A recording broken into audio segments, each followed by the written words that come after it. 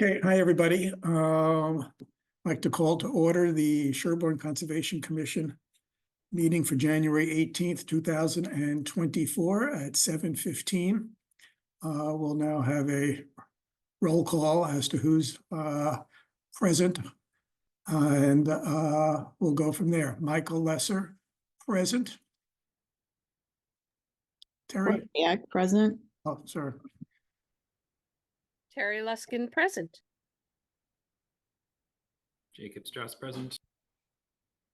Matt O'Lear, present. Okay, so I got five. Oh, yeah. Oh, there's Steve. Steve, you want to announce your name and present? Steve Scrimshaw, present. Okay. So we have all but Kurt at the moment. I don't see Kurt. Okay. Reviewing the agenda. There anybody have any topics that were not reasonably anticipated in 48 hours in advance? Hearing none, we'll just continue with the agenda as posted. We have a few minutes before our 7:20 hearing. That was, I gather, will be continued, but we will have to open and continue it then at 7:20. In the meanwhile, we'll deal with a few perfunctory things here. There's a warrant in the folder there for about, I don't know, $10 or $11 of postage stuff. Anybody has any questions about that? Okay, moving on. That we have administrative approval. We have one there, 32 Wildwood Drive soil testing. Is that outside of jurisdiction? So that is there was a large wetland behind that. So I've contacted the engineer, and I told him he could either have it delineated before he tested so that we could see if he was going to be actually outside, or I could meet him out there Monday afternoon, and we're meeting Monday just to see if the testing is outside. Ultimately, he will have to have his wetlands delineated.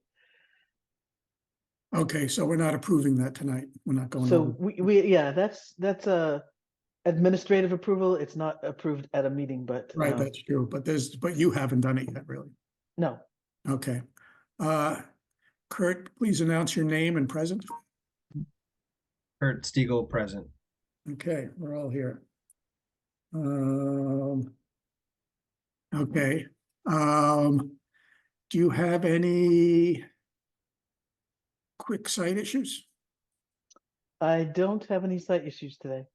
Okay, good. Things will move along here. Announcements.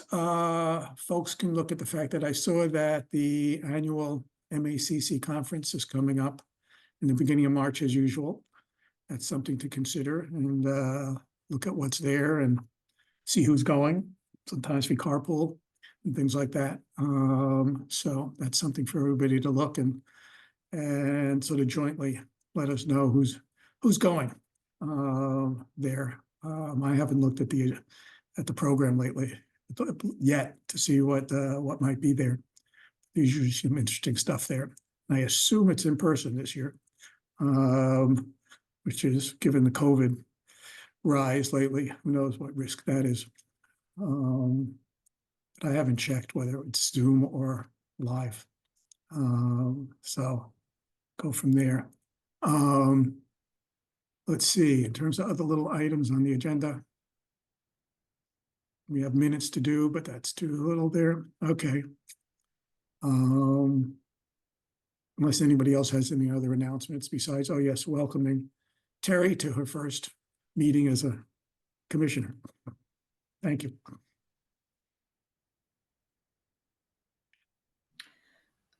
I think, Michael, if you're looking to sort of queue things up, I think we're okay. I mean, I texted Catherine.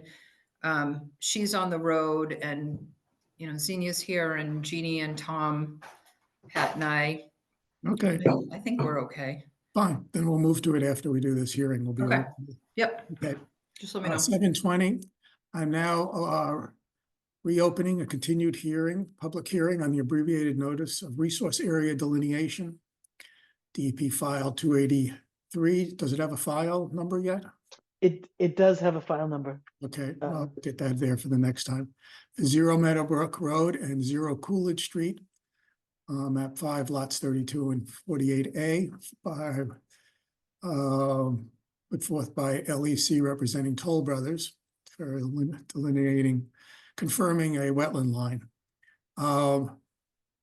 So that's opened again, as I gather. Is that being? So the applicant has requested a continuance. They are resolving some ownership questions and asked to be moved to their next meeting, to our next meeting. Okay. So what, does anybody else have any issues, questions about this before I move to continue? Public or commissioner? Okay. What do we want to do it at 7:20 next time? Yes, that shouldn't take too long. That'd be great. Yeah, okay, good. I move that we continue the public hearing on the ANRAD to from Toll Brothers until February 1st, I believe it is. At 7:20. Second. Any further discussion? Roll call vote. Michael, I. Terry, Aye. Steve, Aye. Kurt, Aye. Matt, Aye. Courtney, Aye. Jacob. Aye. Aye. Aye. Okay, good. Aye, aye. Okay, so we've done that, and if everybody's here, we can move up the discussion. That was at 7:35 from the Farm Pond Advisory Committee regarding the Farm Pond berm. It's all yours, and however you want to do it, share the screen if you want or whatever. Awesome. Okay, fantastic. We're starting at 7:22. Does that mean we get the extra time? You can have Not that really. extra time. Just thought I'd ask. Yes. Okay, I'm gonna share my screen. You just give me a quick second. Pull this up. Okay. So first of all, thank you all. I assume everybody can hear me and see the aerial photo of the berm right now and the pond. Sure. Yep. Yep. Okay, good. So of course, first of all, thank you, because we know you guys are swamped. And just a quick little bit of background, Pat and I are sort of co-presenting. She's sitting quietly. You're going to hear my voice. We've been out to the berm. We've been on the berm. We've paddled to the berm, eaten blueberries from the berm. And the area that we're talking about, you can see right there where my cursor is. It says this is the berm. It's that little strip just to the right of the spot. You can see Farm Pond proper here, of course. And then to the right of that, in case folks don't know, that's the area that we refer to as the lagoon. I think historically it was part of like a cranberry bog. So the berm is actually a structure that was created back in the late 1800s. And just to give everybody a really brief history, Medfield State Hospital needed clean water. And they learned pretty quickly that they needed to go to the pond. And so the state said, let's use the water over at Farm Pond. They compensated a landowner for an easement, and they built what they refer to as a dam. We call it a berm at this point in time. And that's actually the original document. And I pulled out just that quick little quote only because it highlights the state at that time was very specific about having a dam there and having that dam to protect the water. And so fast forward to 2009, we were so fortunate that Paul Durensis led a team to actually get the rights to Farm Pond from the state into the hands of the town. And so that act is, there's a photocopy of it there to the right. In the middle, that sort of second paragraph, I just wanted to highlight how in that act, it very specifically states that the waters of Farm Pond, its tributaries, easements, and specifically for public recreation water supply and fire protection. So I just want to highlight that, when we received the rights to Farm Pond, we sort of inherited this responsibility to protect this water. And so just going back to that original 1897 Act real quick, there's a section there, Section 5, that I've quoted. And again, the reason why I put that in there is because it highlights sort of our responsibility of protecting this whole water system, including the dam. And then at the bottom, I just sort of added the thought that I wanted people to keep in mind is that if we allow this berm to continue to deteriorate, it's pretty reasonable to anticipate these fundamental shifts in the integrity of this water quality that we're sort of charged with protecting. We've already seen these market fluctuations in water levels just based on that brief drought that we had a couple of years ago. We can anticipate the potential of changes in nutrients and microorganism balance. All of those things are so important. So over the years, FPAC has put in, I think I counted 8 million hours of discussion. We've solicited expert input that includes scientists, engineers. Steve Scrimshaw will recall the meeting we had at Town Hall, many years ago. Marion Moore was there, lots of people giving really important input. One of the things I just wanted to bring to the attention of this group tonight is that we also engaged the Wachusett Wildlife Services group. They came out, walked out on the berm, and were very clear that they had seen all these holes that were burrowed by beavers, and that those holes were affecting the integrity of the dam. And so what does this little berm look like close up for those of you who haven't seen it? We just have a few photos. I have 8 million more if anyone ever needed to see them, but for the purposes of tonight, the larger photo on the right is a pretty good shot I took where you can see two pretty large holes that go right up and underneath that berm. And then over on the opposite side of the slide, you can see a couple photos that Tom took. These were both this past summer. And that gives you a sense of like how those sort of larger rocks are set up to construct the berm. There's a lot of vegetation, as you can see in these photos on the top. We're not addressing that or seeking to address that tonight. We're really trying to go after what's happening with the rocks proper. Also in the center photo, you can see like a little bit, there's a sort of a channel that goes through that was cut in by one of those holes. These are photos that Tom took this past spring, and this really gives you a sense of what happens through those holes. So the photo on the left with the vegetation, you can see in the center of it, there's that sort of dark spot, right? That's one of those holes in a water channel. And then to the right, that big sort of white splash in the middle, that's actually a waterfall. You can hear it in the spring, you can see it. So when the water is really high in the pond, it finds these spaces, right? Because water finds the path of least resistance and can really go crashing through when the pressure is high. So after sort of collecting all this information, talking to all these experts, FPAC back in 2011 had crafted a memo, which is pictured on your right, all that teeny tiny writing that you probably can't even read in this slide presentation. But it's a copy of that original memo in which we reached out to Concom and said, hey, we got to do something about the berm. And so we sort of outlined a sketch of a plan that included a number of things. It's, sort of surface level and comprehensive at the same time. Farm Pond, as you know, as a committee, we don't really have any teeth. We're technically an advisory committee to the select board. So we really need to partner with Concom to help get some of these things done. And so for all of you Wizard of Oz fans, we don't want to overreact like Dorothy. We want to be nice and calm and cool like Linda. And it's always best to start at the beginning. And so what I pulled here is an excerpt from that memo that I just had up on the previous slide, in which we talk about taking those original large rocks that have fallen away and out of the dam and literally are just sitting in front of it right now, and sort of put them back in the holes just as an initial step. because we're really concerned as we watch this berm degrading. We're worried about water quantity, we're worried about water quality, and we feel like this is a reasonable and sort of gentle, if you will, step to start repairing that dam, which we are, I think, expected to be maintaining as the state had hoped when they transferred the rights to the pond. So that is our ask, is that we can have your blessing to go ahead and start that work. And that is the end of my slides. Thank you.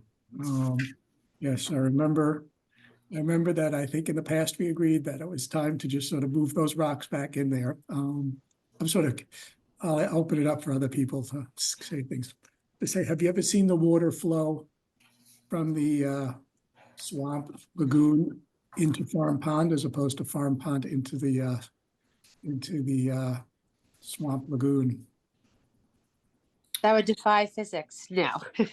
Yes, I was just curious because that was an issue that came up years ago, that people were worried about the stuff in the lagoon going into Farm Pond. But I had never seen it. I mean, I've been on the berm myself many times, but I was just curious whether that's changed.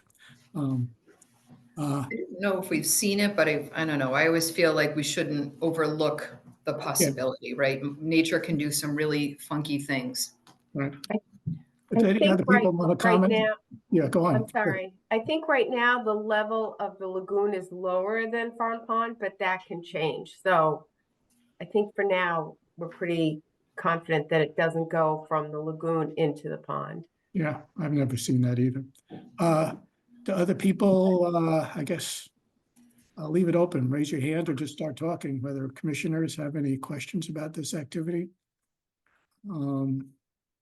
So I'm just curious if you can explain what would be the big disaster if water was allowed to move freely? That's $1 million question. I Because think, presumably Farm Pond was there before they put the dam, right? yep, absolutely. It is an interesting question. I'm sure other people have other thoughts. One thing I bumped into when I was sort of looking at those really old documents, I felt like it was really important to capture like what was happening back in the late 1800s. That they were monitoring the height of the pond back then as well.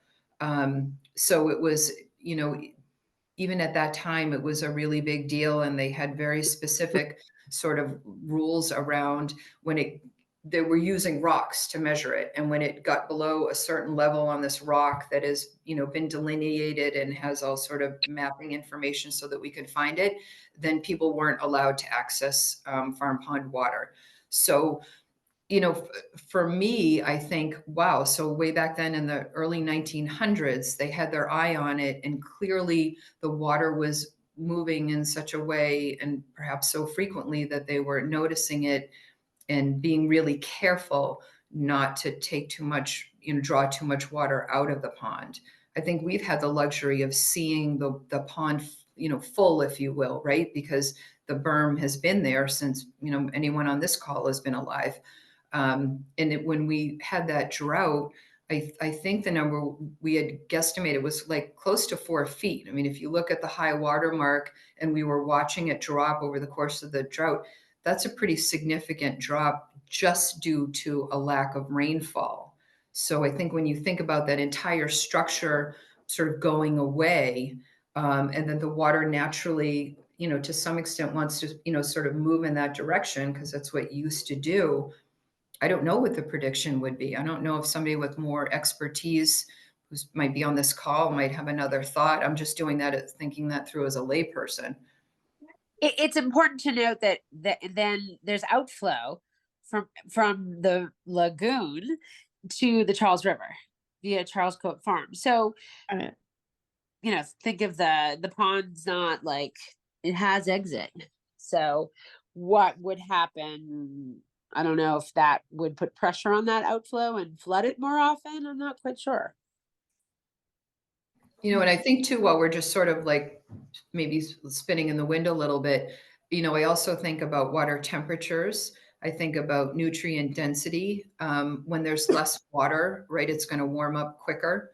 And I also think about, right now we're sort of in the throes of that watershed-based plan study, and we're getting a lot of really deep information about the nutrients.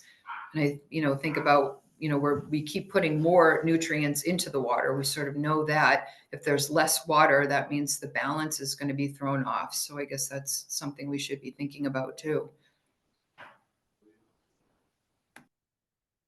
Other people have comments or questions? I have another one, but I'll let others go first.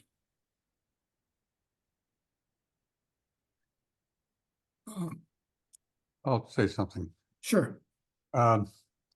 I don't know exactly what would happen if those two bodies of water would mix more freely, but it certainly added the variable. I'm not sure the town wants to, do this experiment where this more sediment heavy lagoon is mixing with the bigger pond. So I'm not sure that's something that we'd want to just let happen without having assurance that having the mix was going to be fine. I mean, in general, sorry, the water, the volume of Farm Pond is so much bigger than the volume of the lagoon. If there was flow, it should be that direction. But I agree, Steve. We don't want to add that. Like, if there was, for some reason, no outflow, it would more likely mix for sure. Well, if the berm was broken down and there was a little more freedom of movement of the water, that could be a problem. Right. Yeah. Yeah, that's sorry, what are you going to say, Jacob?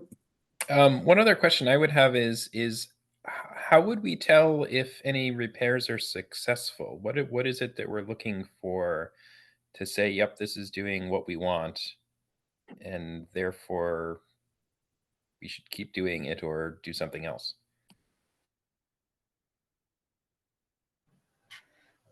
Well, I guess, I guess one measure would be, that's sort of simple is in the spring or when the water levels are high, because then we can take the difference between, and we, as I mentioned before, we do have other photos, right? That's just a very small selection. We could take the difference between what it looks like when there are holes there and the water's like rushing through waterfall style. And then afterwards we, fill it and sort of, get it shored up. And then what does that water channeling look like after that? It's essentially. Sorry. Go ahead. I was just going to say something else just popped into my head too that is a little circuitous, but we do also have the water depth measurement stick that we put in.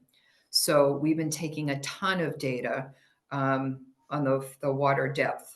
Of course, that would all have to get incorporated with data points around rainfall and snowfall, precipitation in general. But those are other data points. You've been measuring the water levels in the lagoon as well as the pond? Not the lagoon, though. Yeah. I'm curious. I've never seen, I've just never seen the issue before when we talked about it years ago, was that the likelihood of it going the other way, the lagoon into the pond seemed very minuscule, even though we don't want it to happen. But it seems that the outlet that goes to Charles Coat Farm, the only issue that arose then is when there was the possibility of beavers there that might dam up that outlet. But I think that, can't remember, I guess we didn't decide to put up anything then. I mean, it's mainly just a matter of making sure that that outlet is well functioning, seemed to be the issue. But in terms of what you actually want to do, what are there, like a half a dozen rocks, the big rocks that are rolling there? I mean, what's the magnitude of this activity and how are you going to do it? There are a lot of rocks. It's definitely more than, it's for sure dozens, and they're of varying size. I mean, some of them are really big and heavy, right? So it's a few of us can go out there and lift some and pop them in holes for sure. We're also going to need some assistance. I mean, we're going to, need to talk to Sean Colleen and see if the DPW can provide support. If for some reason they can't, there could be a lot of reasons why it wouldn't work for them. You know, we might need to investigate other options, but you know, what we'd like to do it is do it as sort of organically as possible, and in the most least disruptive way that we can, is you get as close to literally picking these rocks up out of the water and putting them in, you know, sort of the closest hole. And then also being mindful that, you know, it's probably not quite that simple, right? We're probably going to need to also have, there's, you know, smaller rocks, you know, size of all sorts of balls, tennis balls, ping pong balls, whatever. Those have all fallen out too. So that's going to be part of that shoring up process. Mm. How would we, I'm gonna, right, I've been there and I thought, right, well, some of the large ones, right, you just need a pry bar or something like that, or you can't move some of the large ones. And that's that. And it's all done manually. I'm not sure how you could, what help you could bring in there that wouldn't be sort of a little scary as to how that help would get down there and actually do it. And I think we'd probably want to start with something that you just do manually and then come back to us to see, depending on how effective you are with that. How would we, I'm going to come back to the commission on how would we permit this? My question where next question was going to be along that lines. Is this essentially just maintenance and of something that existed, or is this a modification that therefore needs a permit? Can I jump in? Because I feel pretty passionately about this. I think, you know, if I can represent the committee, we see it 100% as maintenance, right? I mean, the structure was there. We are literally not adding anything that wasn't originally there. I mean, we're literally talking about pulling the rocks up from that used to be there and putting them back. You know, that could have happened 100 years ago. It just happens that it's happening now in 2023. So if you're physically picking up the rocks and placing them in holes, or picking up the existing rocks and laying them on the wall, that's one thing. But if you're engaging the help of the DPW to bring machinery down, that's a different story. It's not that the rocks, putting the rocks there is an issue. It's the how you do it. So if you move beyond picking them up and putting them down by hand, then you're moving into a whole level, another level of permitting.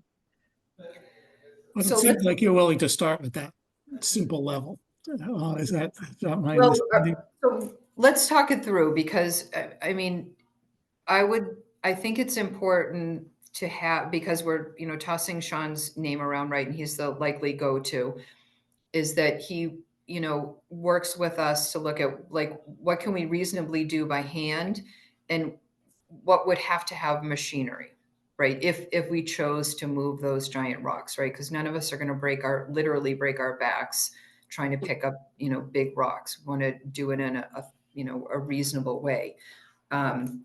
If we had to use something other than our bare hands, is that what ticks off a completely different process?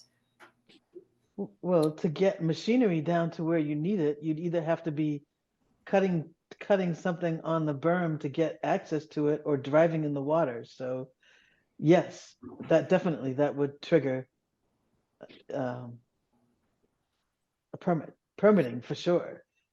Well, if what you're proposing to do doesn't, if they had a boat with a crane on it that would lift it out, that move it over there, maybe that would be less of a permitting issue. It's just that access issue and how you do it.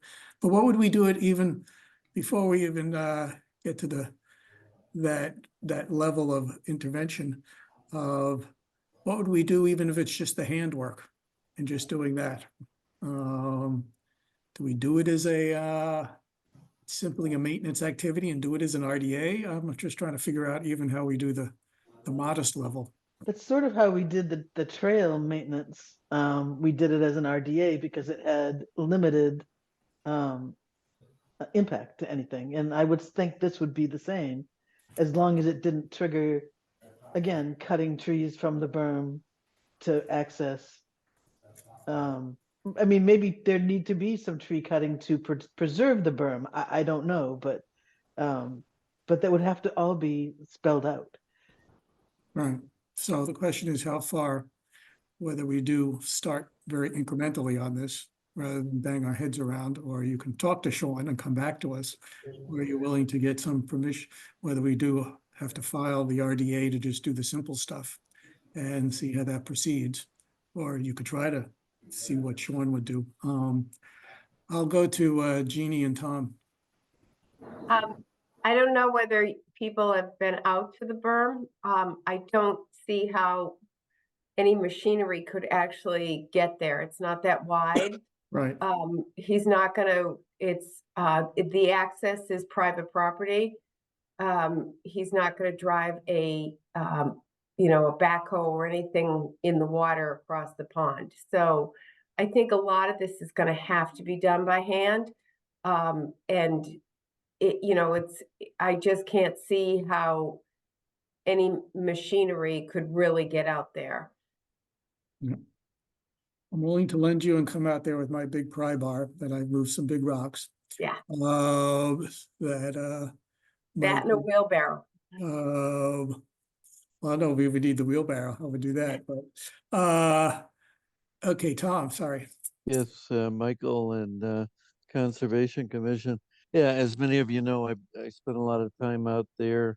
I also have additional photos, the ones that Melinda showed were some of them, but I actually went out there in the summer with a measuring rod I borrowed from Sean, and the largest hole was like 1.5 feet wide.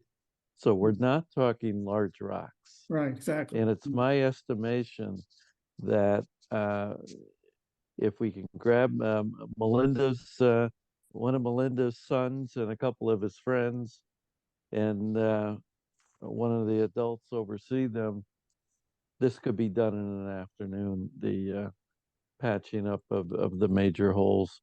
And the other thing I wanted to point out, with Sean's measuring rod, I measured, I think at most, the depth of the penetration was only like 2 or 2.5 feet into the berm.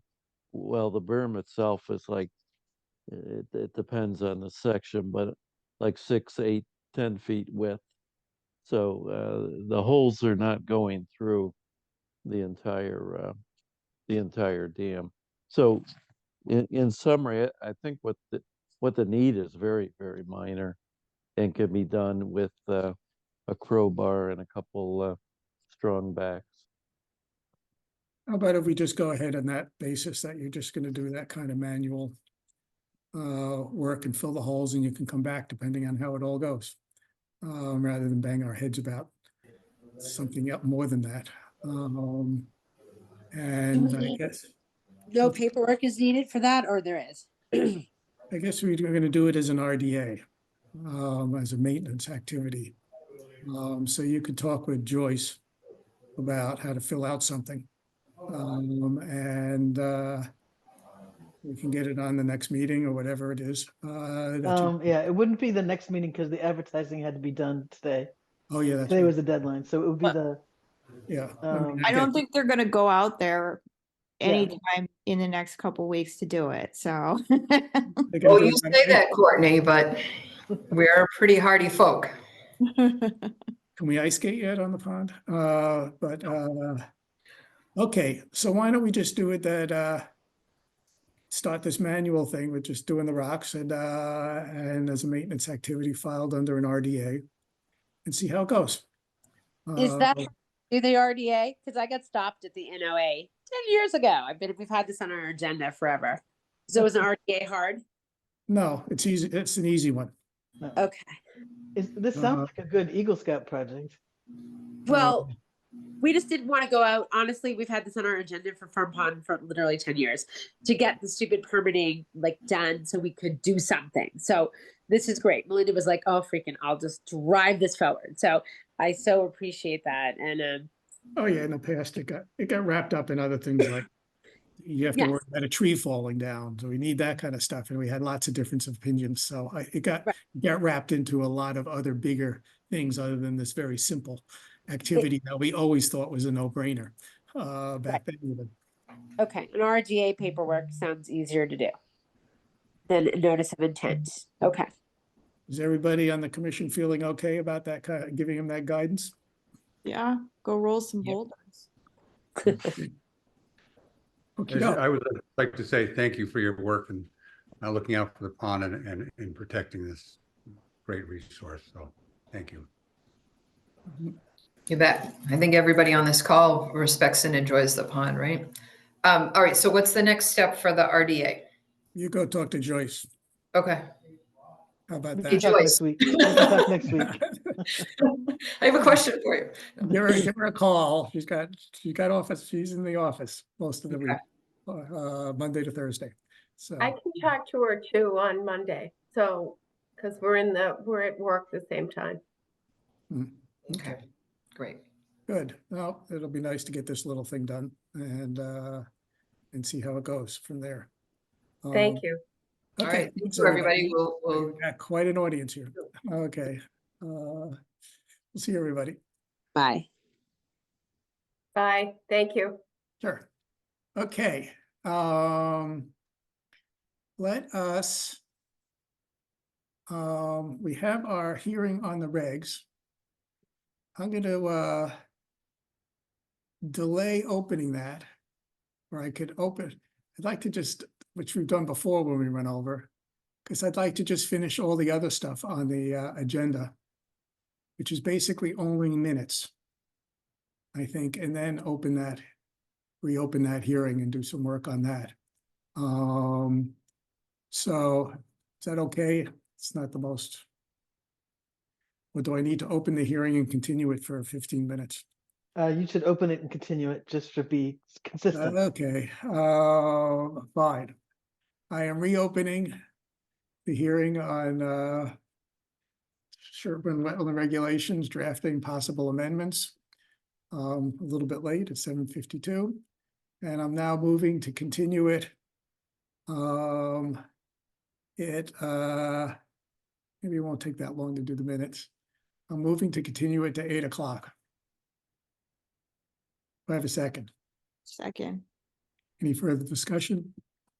Roll call vote. Michael, aye. Steve? Aye. Kurt? Aye. Jacob? Aye. Terry? Bye. Matt? Aye. Courtney? Aye. Okay. I'm gonna put minutes up here. I'm gonna go share the screen for some minutes. And we can run through a couple of them here.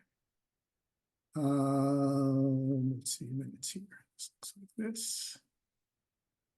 There's some minutes. I'll make it bigger. Is that big enough? This is December 7th.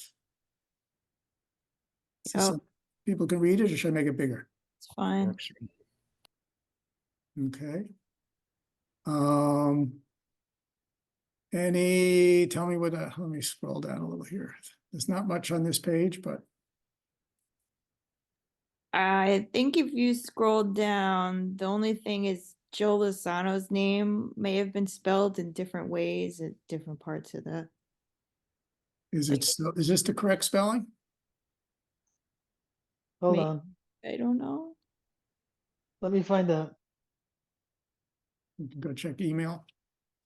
Okay, I'm gonna scroll down here. Okay, let me know if you have any comments on this. Or when you're through.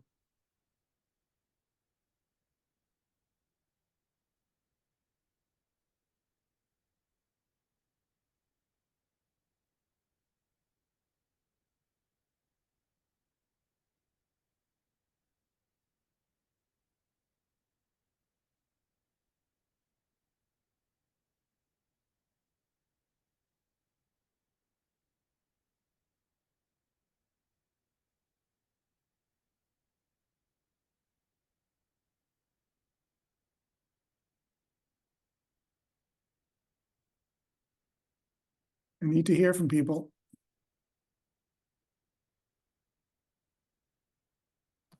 I read through it already, so don't wait for me. I Okay, also read through it before the meeting. okay, so it's Steve, Kurt, and Matt. Any comments? We're okay. No, looks good. Steve, Matt, Yes, looks good. and Matt, hopefully, he knows if he's driving and what, but, Matt's not paying too close attention, but he trusts his colleagues. okay, fine. I can imagine it'd be hard for you to read while you're doing that.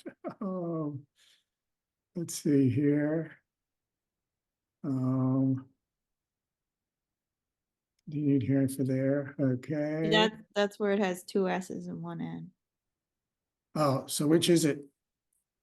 Have you found it yet, Joyce?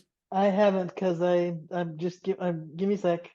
I can go look after But you can always I'll clean it up after. I get guess. pending fixing that. I just have to go. I can't open my email at the same time as doing this.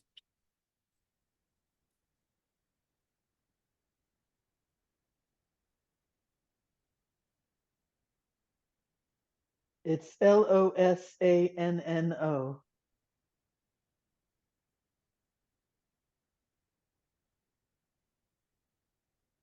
Good catch there, Courtney.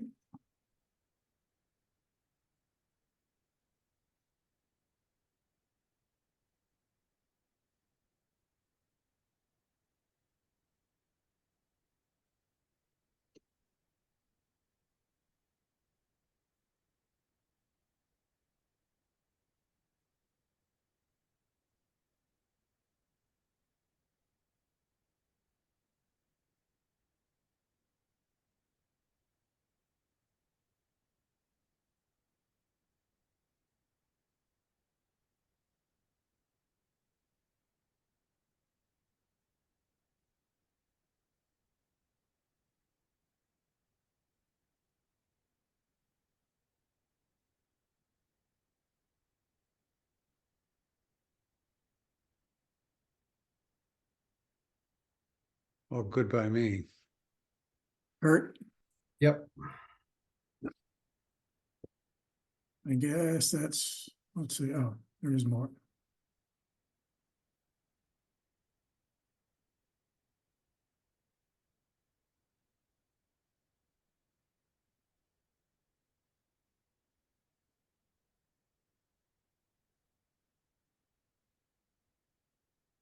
Is there a typo at the bottom of the page where the page break is?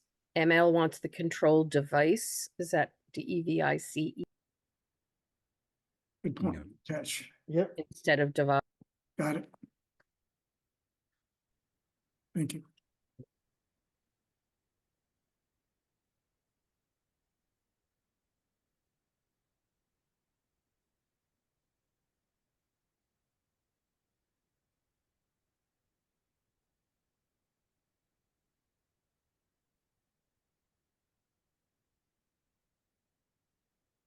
I'm good. Yep, looks good. All right, Terry, you're okay? Yes, sir. Okay, I move that we accept the minutes as edited for December 7th, 2023. Second, Okay.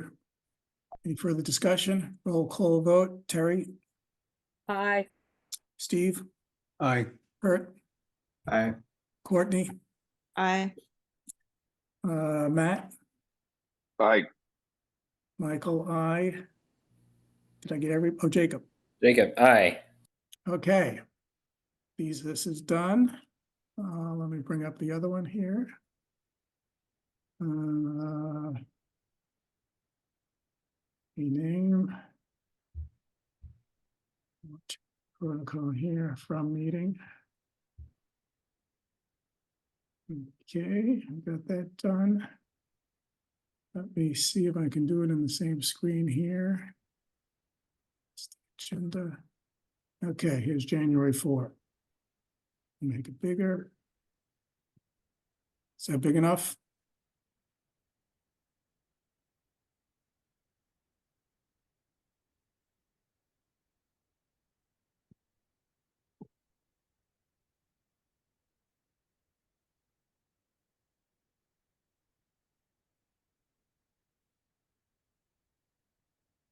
Carol McGarry has 2 R's, I think, in the first line under announcement. I think it's also spelled incorrectly further on in the document, and that was, I think Yeah, that, right here, I see it here too. As my across the street neighbor, as she has been for years. I have to laugh how many times we get our own names wrong. Guess I'll have to do a search. Yeah, I didn't know if you could control F and just, Yeah, right, I'll do that. I don't want to mess up the screen at the moment.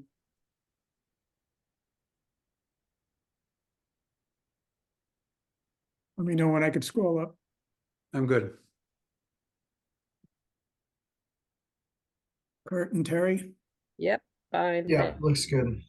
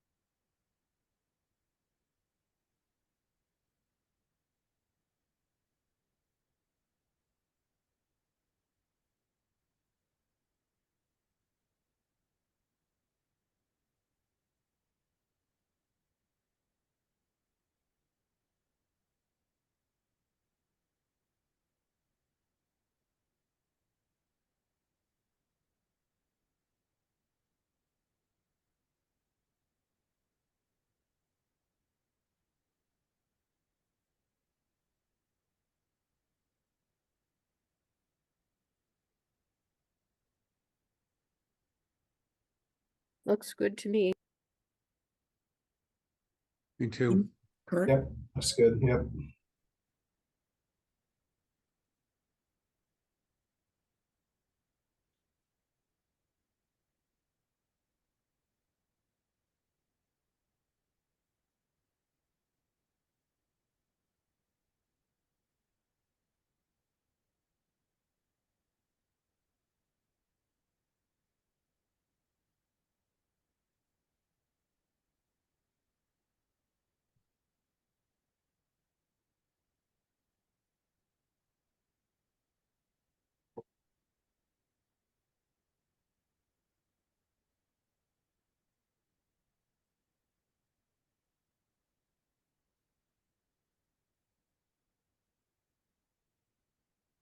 Looks good.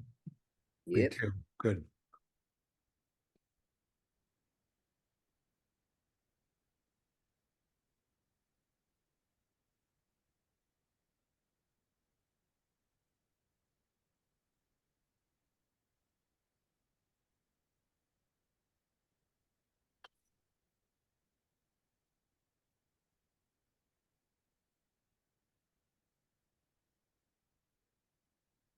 Good by me.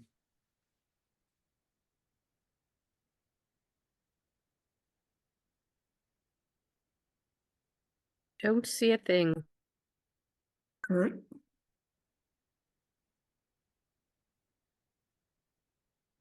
Yep, looks good.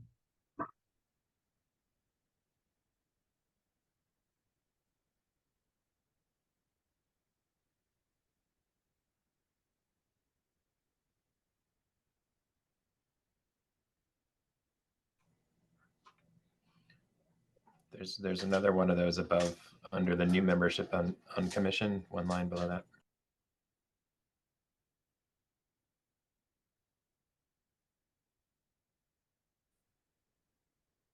whatever reasons, she's just not CM.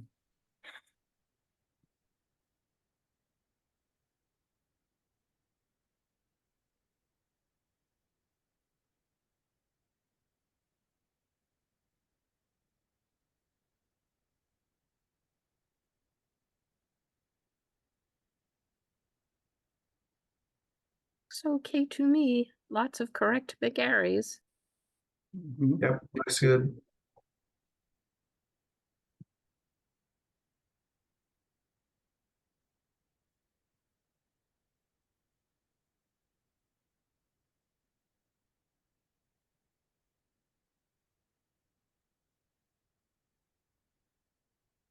Good by me. Yes. Yep. Okay. I move that we accept the January 4th, 2024 minutes as edited. Second. Whoops. Any further discussion? Okay, roll call vote. Michael, I, Terry, Aye. Steve, Aye. Kurt, Aye. Courtney, Aye. Matt, Aye. Jacob. Did I hear Jacob? Jacob still there? I don't see everybody. He's on the participant list. It's his dog. His dog is interfering with the meeting. Oh, okay. Jacob, you voting? Hello? Hello? Hello? Voting, Jacob? Jacob, you can vote? Who knows what's going on? I guess we have a You have I'm sure we have a technical 6-0 vote for that one. For the record, when you do the minutes choice. And okay. Now, I now move to open, I'm now opening the continued hearing on the Sherborn wetland regulation draft changes. Okay, let me give a little synopsis of where we are. And as of from last time, let's see, I'm going to share screen again. So, let's see, this looks like it. Okay. As we discussed last time, Jacob and Carol went through and created a document. They actually went into our existing version of the regulations and started putting in all the changes. I realize, I don't know if I ever sent out the file, but I only realized that today. But what I did today is I walked through it against all the other documents we had of things that were done. And so I've created this new document that's in there. It's dated January 18th for the meeting. This is the document that I think everybody, there's a few issues we can go over tonight, but this is the document that everybody needs to read carefully and do their own track edits on separately. I'm going to send it to you as a separate doc, Word file to each of you so that we don't end up editing it in the drive there, and people can do their own track edits or raise comments or questions that we can go over next time. So this is, we're getting close now. So I want to just walk through and go through a few things and ask Jacob about a few things that he and Carol did, as well as bring up a few questions that we haven't fully addressed. Okay. Does that make sense? And then everybody can have this document for the next meeting. Okay. As I started a second page here where some comment things I just didn't get to. An issue that came up is, we talk about now, is the tree removal and mitigation policy. Is that something that we feel should go into the regulations? Yes. And then one of the issues was whether we also want to have a site fee or any sort of minor fee for this. I heard one person say we should put it in. What do commissioners think?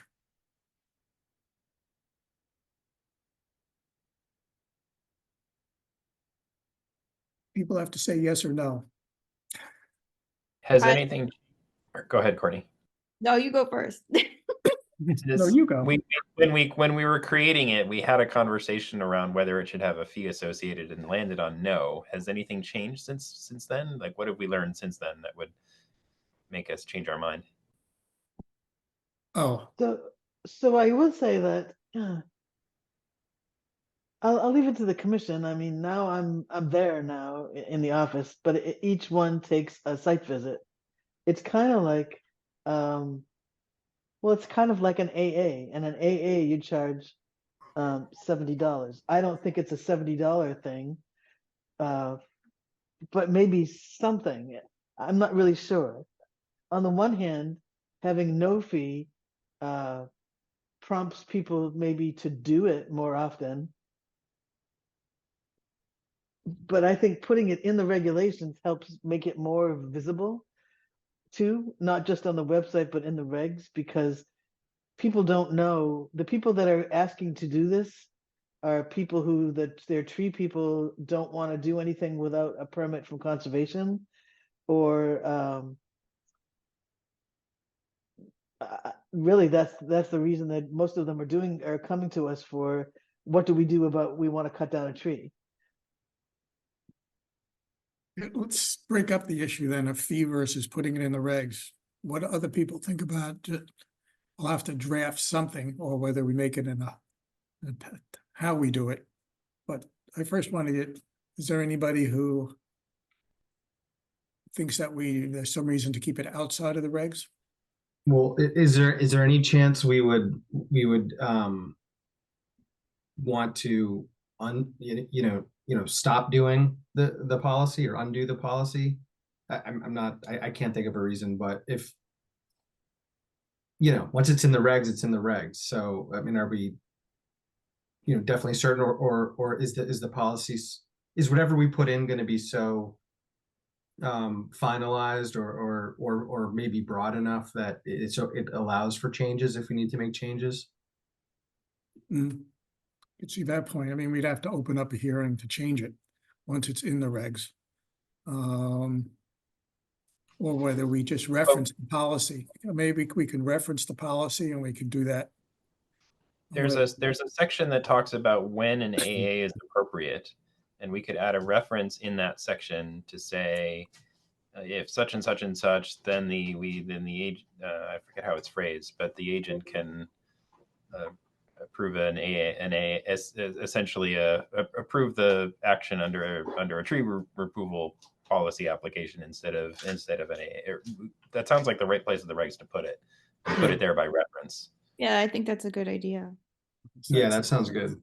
So we'll just make a reference to doing it. We can keep it outside of it and make changes as needed, but we just have to draft some language as to maybe some of the introductory language from the policy. We can just copy in.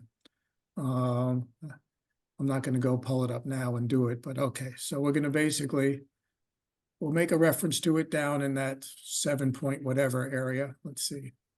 Under 7. I think it was the beginning. I think it was the beginning of section 7. Yeah, 7. It's 7.1 and 7.2 talk about it. Right. So we're going to make it a section of 7.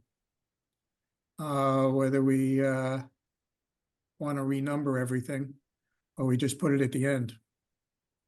7 point. Here's the site visits thing. I would put it right next to the. I would put it right next to the AA or a subheading of that. Yeah, I guess we shouldn't. I have a feeling all this renumbering. I guess, Courtney, is all this renumbering going to be redone anyway as part of the regulation? I think so. I don't.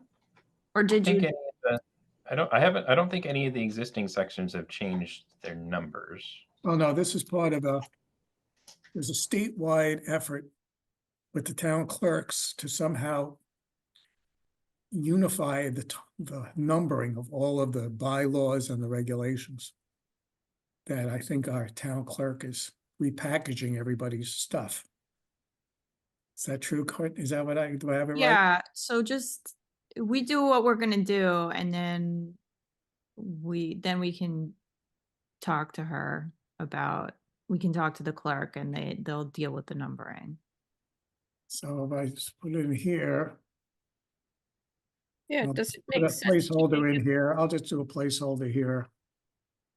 for tree policy. And we'll have to, You don't want to edit here because you want to be able to say rebuild the table of contents and have that work. You don't want to edit here.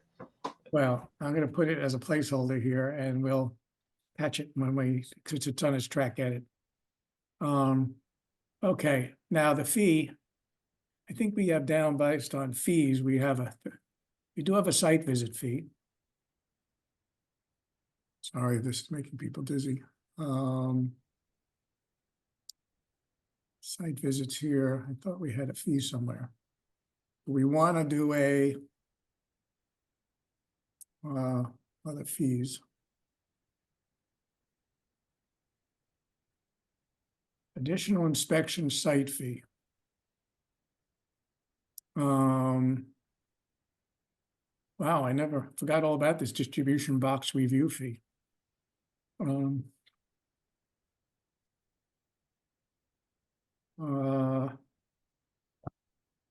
we want to consider asking for a site visit fee? I do like the idea of encouraging people, but I think we have to charge some kind of fee since it's using town resources. And I know this has been a topic of discussion with budgets and whatnot. So do we want to just make it subject to the site fee, the site visit fee? All right, that's all we can do. I mean, Joyce said it's less than an AA site visit, so that certainly seems appropriate. Okay, so in the wording, I'm actually trying to read this thing here. No state fee is required for comprehensive fee. I don't understand what this, I think that's the RDA is the heading. I know, but they have isn't there a state fee for an RDA? No, Oh, there No. isn't. Oh, God, can't believe I remember. Okay. Okay, so up here in our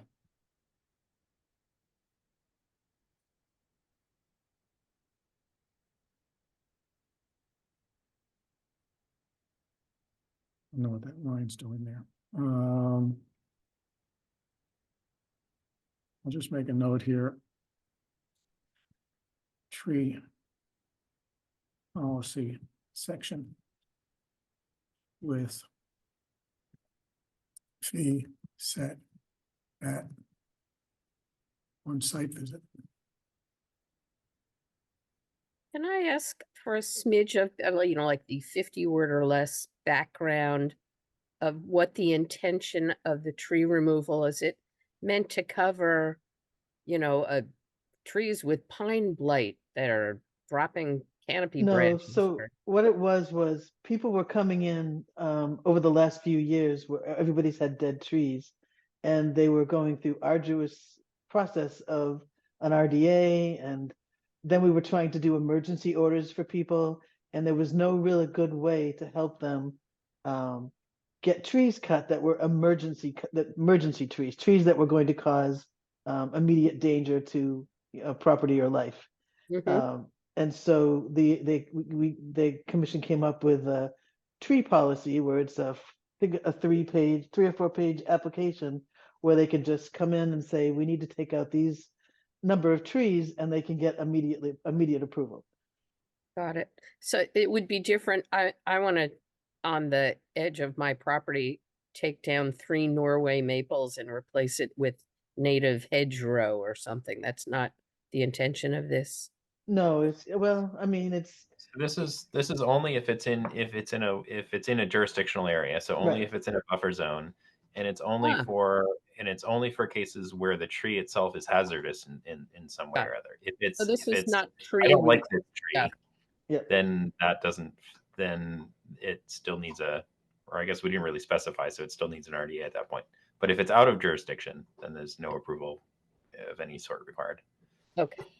Thanks so much. Okay, so we've resolved these two issues here. I will send you the policy, like you should, or we should be somewhere. Let's see, let's remove Appendix C. I think that one's a no-brainer. We can just do that. Then there's these tables at the end that I did at one point, a mapping to see if it matches some of the stuff in the text. This was just a lot of housekeeping stuff where I went to the extent that you've ever looked at the very end of the regs.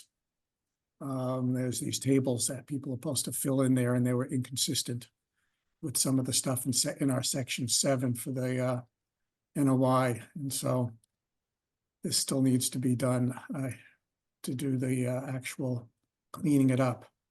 The amending the order, I guess I don't really want to touch this one at the moment. There is this issue of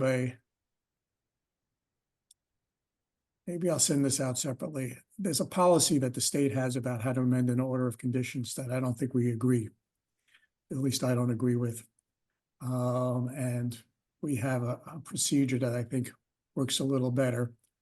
I will try to send out a document that I had prepared. I can't remember at what point I sent it out to everybody, but that you can look at what the policy is and what we have, and people can think about that issue. But I don't think it's worth getting into now until everybody reads the document. So Joyce, remind me to hopefully send out to everybody, not just put it in a folder, some document to everybody to read as part of looking at this. So in this document here that you're going to get, the yellow highlights are where that changes were made. Even though I think there's some other, well, the table of contents, we don't have to worry about it. It'll get redone. And this I can get rid of. And the ANRAD update, I copied the motion from the minutes down below. We just have to go word it correctly into the fee schedule. But then what's here, there's some whole housekeeping we have to do on checking all the websites. And then you'll see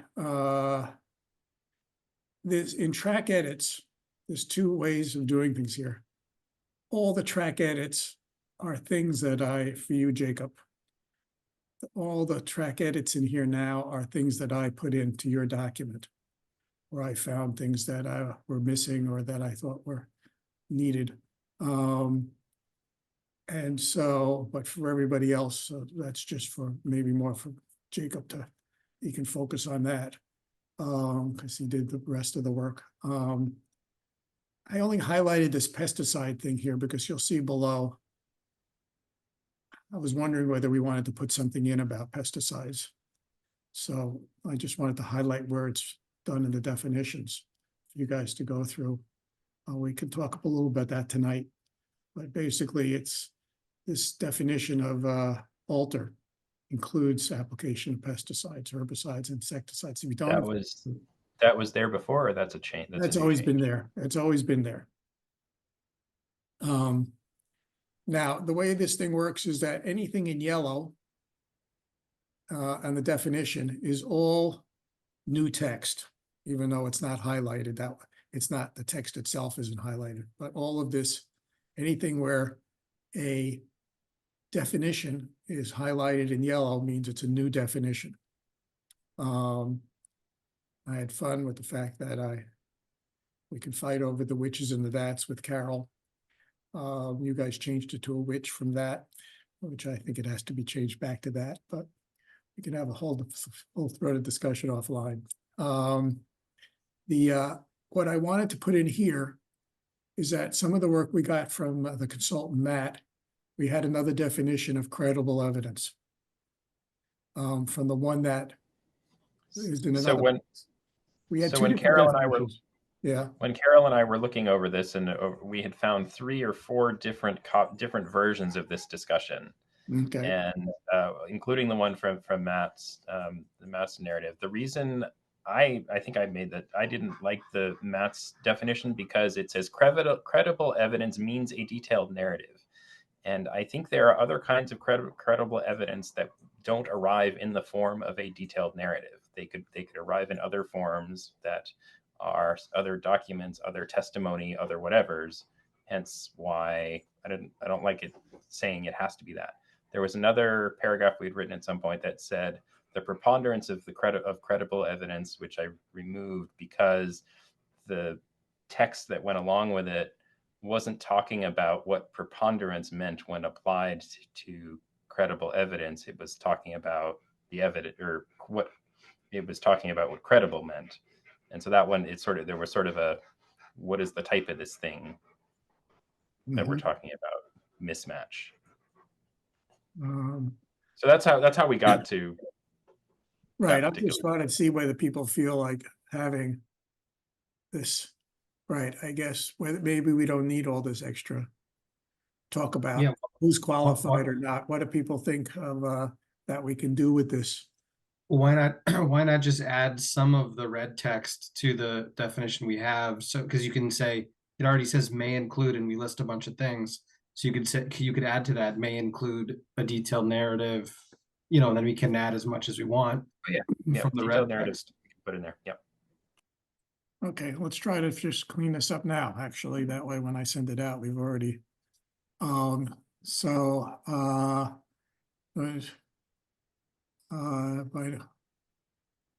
let's see, so basically if let's see, I can get rid of it. Oh, what the hell happened?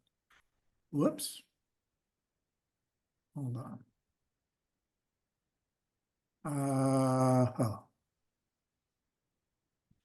Let me go back to where, sorry. The cursor wasn't there, so. Okay, here. Okay, so what we're talking about is whether I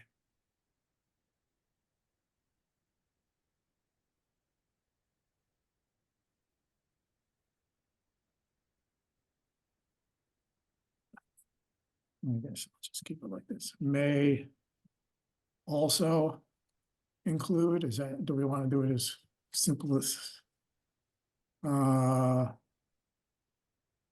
not just add it to the previous sentence? okay. Or you wanted the rest of the ecological science, you wanted all That's that? what I want to get clear. I want to clear, I'm not, because, right, whether, I don't love the and. I say as a mathy person. which one in particular?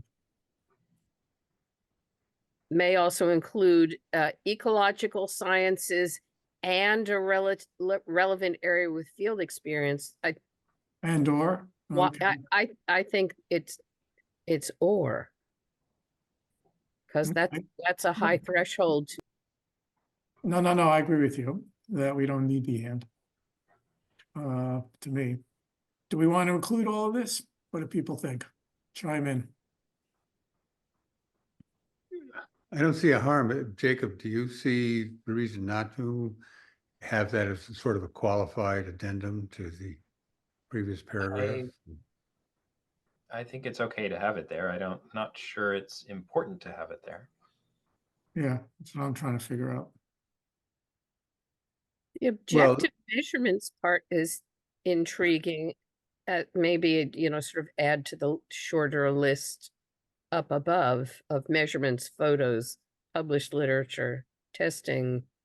There's another section that talks about the applicant's burden of proof, where I think that's actually more useful to have in there.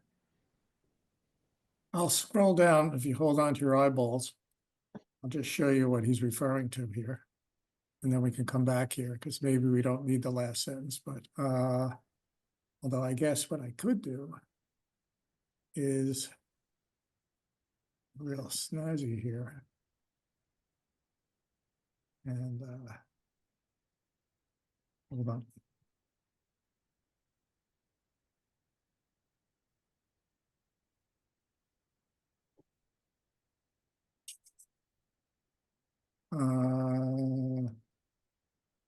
hold on, where's the, I'm on a new window. Where do I split the screen here? God. Sorry about this. I'll split.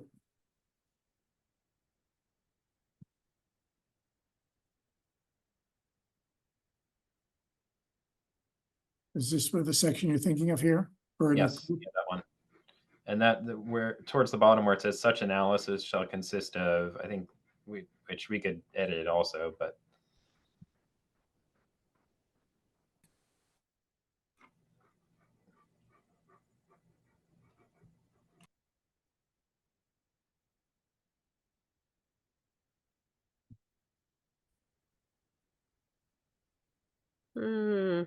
I'm a tiny bit, I think the phrase complete evaluation in the lower window. What, you know, how to decide that which is complete. Could we find a better adjective there? A detailed, quantitative evaluation. I don't know what your intention. I agree with you. I complete is. yeah, I don't think we need it at all. All right, we could just have an evaluation.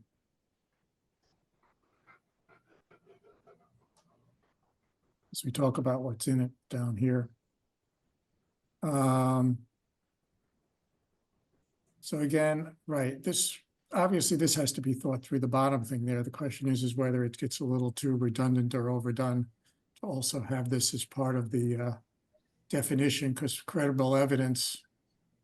I think it's fine to say that the may also include a detailed narrative. I think that sentence is useful, but the next one about such narrative shall present, I don't think that's appropriate in a definition section. I agree. Good. I'm going to do this for now, and people can reflect on it. I can do that. I'll do that, and people can, when they get the file, they can reflect on whether they change their mind about this. So going back to view, get rid of this split. So essentially, as I was explaining, we got through that issue there.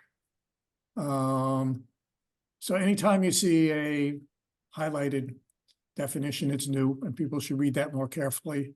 Other times when there's just an edit to an existing definition, there's just a highlighted text inside of this. Because I went through this thing and I actually added in all the old stuff that's there. That's why you see a bunch of track edits where things are crossed out, because what we have to produce eventually for town council as well as for our next hearing, to actually get through approving this, we have to show every exact change that we're making to the regulations. So therefore, I started making this document working that way by adding back in all of the, there were just a few places where some of the old language had been deleted as part of making changes. So this is, so you'll see here. So just focus on all the yellow highlighted stuff there. And there's some track edits. This is another edit that we had done from part of our meeting notes. And so there's new definitions here. One quick thing here that we can maybe resolve, time periods. I don't know, Joyce, whether you also think about this in terms of the issue of, we talk about whether we want to include holidays or not in this business days only, or whether I business. think a holiday wouldn't be a business day. Okay, Right. so it's already presumed that way. Okay. Yep. Fine. The structure paragraph is not new, but it's changed significantly, is what that one means. Yeah. Okay. So going on. So those are definitions. There's a bunch of additions here to a burden of proof that everybody could look at. I don't want to, whether this is a sufficient list or not. But that's for you guys to all read. since it's probably been a long time since people have looked at this closely. Again, here, when the preamble, this one, it has a section that's highlighted, all of this is new text. It's from the stuff that we've been working on, but this is all brand new text. These sections here. Here's another presumptions and burden of proof to reflect on. These sections existed before, but trying to compare the old versus new makes it unreadable. So these sections are essentially replaced. Yeah, well, no, I don't think we had these. We didn't have these sections before. These are all brand new. Oh, sure. Yeah. Some of the subjects. Yeah, some is brand new. I stuck in a few comments here that I had from the versions that I was looking at. I also made a change where so we didn't have so many cross references. I just got rid of section 3, so it's one less thing to catch later. And so this is all the stuff that we had been finalizing gradually based on Matt's thing that we're going to send to him. So all this stuff highlight here is new stuff for us, but it's the stuff that we were working on that it's time to read carefully again. Except for one thing that, so this is all new. I'll come back to that. Let's see, this is all the new stuff. Okay, I'll get down to that once too. One issue I want to bring up with you, Jacob, from your stuff here is. So let me give an overview of sort of why we had a bunch of back and forths about what you've, I think, re-included in this sort of. We have to include it in this document anyway, because this is existing text. Oh, the diff. Okay. This is existing text in this brown here is an existing text 5 point, I can't remember what it is, XX on inner buffer zone. I have to go look again. I forgot to go check exactly what it was. But this was existing text that we'd have to show is being deleted. And at times we were thinking of including it, but why don't you go give your logic and let's talk about it. So we had gone back and forth about whether to include it in the new buffer zone performance standards. And the thinking was to not include it here because including it here is essentially an invitation for applicants to say, here's where the things you have to go through and say, there won't be an impact here, there won't be an impact here, there won't be an impact here in order to get around the new guidelines. And instead moving that into essentially moving the equivalent of this list into the burden of proof section, but framing it, switching it around to say, here's the things the commission will look at to make a decision. And we'll ask you for the information needed to make that determination. That's the thinking behind it. Whether this is basically, yeah, I didn't get a chance to compare this to the section 3, basically. The burden of proof is what you're saying. Section 3, is that where you move some of this? I don't think it's the exact same language because it's. I'm certain it isn't, but that's your goal. The idea of it is moved there. Well, then I guess for me and others too, I'll look at what this list has here and see how it fits against how it was captured. It's okay. So that's that whole section here. So it's basically against all of the list of factors here. And so, okay, I'll just have to do for myself. Yeah, and I think the actual phrasing here, some of this I'm guessing is from Matt Burns' version of it rather than what our old regulations were, but I'd have to go back and look. Okay, well, so that's something for people to look at. I'll make a note here.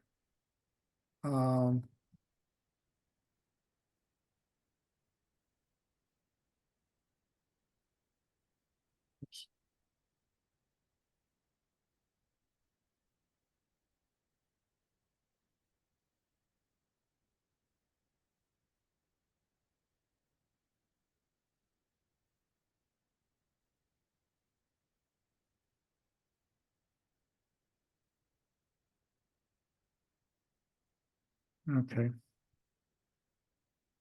Fine, so that's, we don't have to talk about it other than the fact that that's something for us to, for people to look at, or at least I want to look at it again. Another question then I had, so that's, I might move this up to there, so that it's in the same place. Another thing that I found that we had before, something about wildlife habitat that you did not include in this. I was wondering what your thinking was. It seemed like it was duplicative, but I think Carol and I talked about that, and it wasn't clear to us why it was needed, why we needed to repeat it there, because the wildlife habitat seemed to be in the state regs. But I'm open to input there. Okay. Yeah, I could see that point. I guess my issue is whether we always struggle with wildlife habitat. That is one of the toughest things to say. And I'm trying to think if we figure out want whether I'd like to put more here, really, it's something. If we want to put it here, I think it should. The reason for putting it here would be because we want it to mean something different than the state version. And Yeah, I don't right. think I don't think we've decided or come to some sort of consensus on whether that's the case. Okay.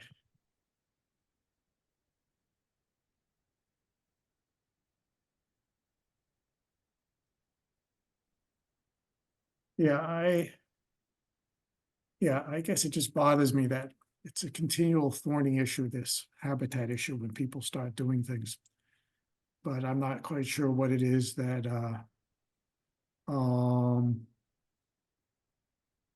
because all of that wildlife evaluation stuff, get rid of this comment here. Yeah, we always struggle, but all the wildlife evaluation things, A and B, are all very focused on just doing it in a resource area versus a buffer zone. I guess I've had some other notes where it's basically where we have people talk about what are the animals there and what kind of food or whatever, that maybe there is something a little bit more that we can somehow translate a little of the simplified stuff, the wildlife habitat evaluations that the state has, whether there's a way to extract some of the things that they're looking for and apply it to the buffer zone in terms of just showing what kind of the habitat, it's really food and places to nest and things like that, whether there's some way to put something here where we want somebody to think about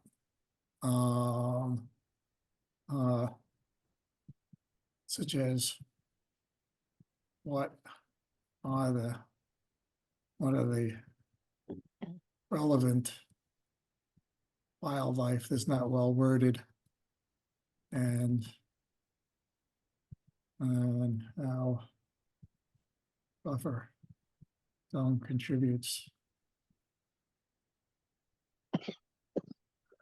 Now, Michael, are now you getting into not just rare and endangered species, but just any Yes. thing that?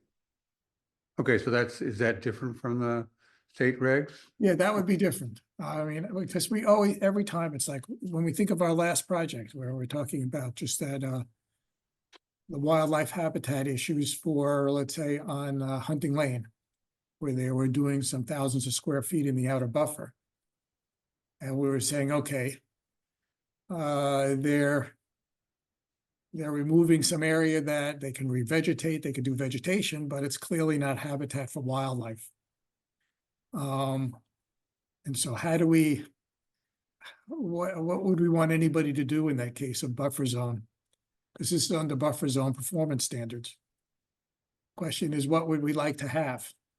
Do we want to ask them to say, what are the creatures there, and to what extent do they maybe have to plant different kinds of vegetation that pertain to that particular wildlife that's appropriate there in terms of what might make good habitat or food. Well, if that's where you're going, should we, since it's the rare rare species is already addressed in the state regs. Do you want to go back to more a description of not wanting to impact the wetland? Ecological system, or you know what I mean? What was that? Sorry. Oh, just kind of a system-wide ecological system of fauna of whatever kind. It doesn't have to be rare or endangered, but if there's a working system there, and you know somebody wants to plant sterile hydrangeas because they like to look at them, you know, that may have an impact, not just in the wetlands, Right. but bordering vegetation, the whole 9 yards. Right. I mean, it basically, whether we're gonna feel we have the right to go beyond just rare, I guess.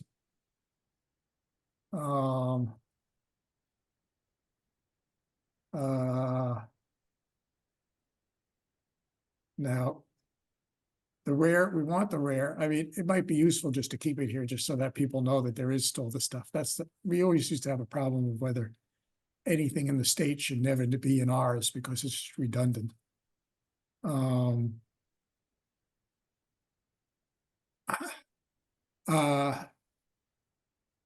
Yeah, I don't know how much do people want to think about it? Do we want to wrestle with it a little bit more now? There's not too many other issues left.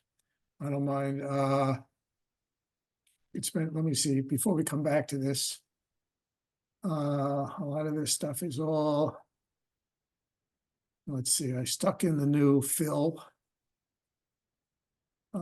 text.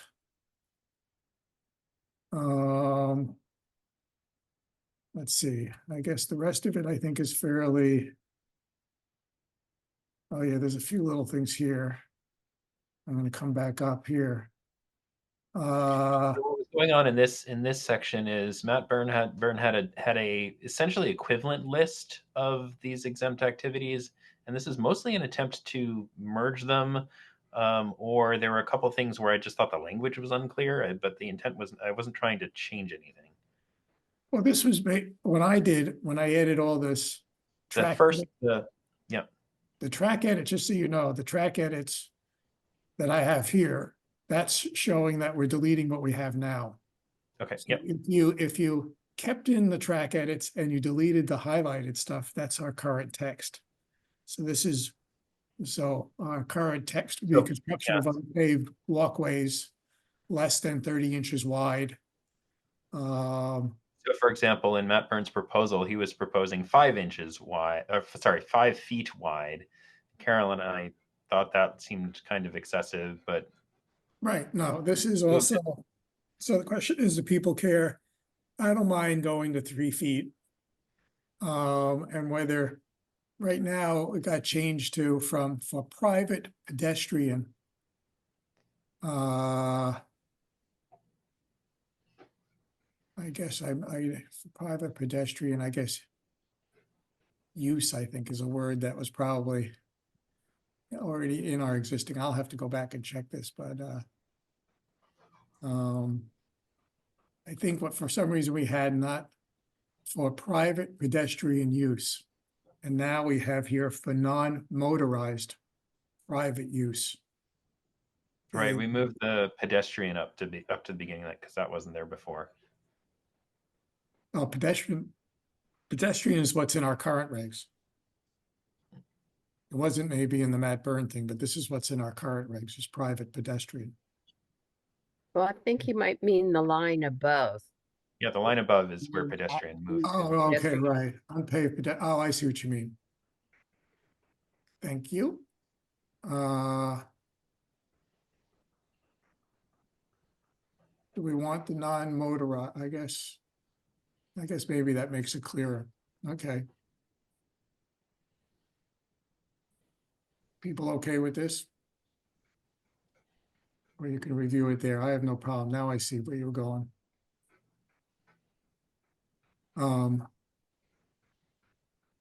Just in these sections here, I added some other wording I had from a meeting notes.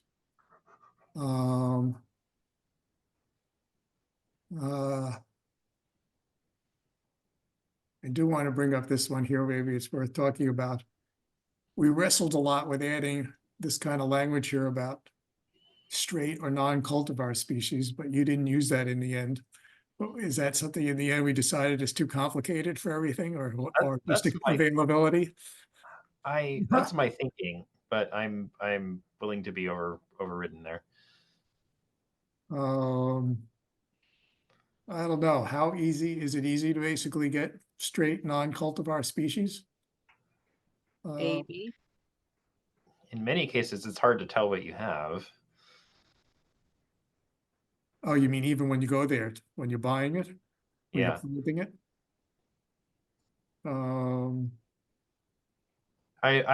My personal opinion, which is not necessarily what should get written down, is that we should be encouraging that anytime anybody asks, you should tell them, here's how you figure out, and this is what you prefer to use the non-cultivar versions. But I have a hard time imagining that we would react unkindly to getting that wrong. I would just leave it as native and take out the rest of it. What do you mean as needed? I said leave it as native and take out the rest of it. Oh, so go back to what we have here. So basically delete this.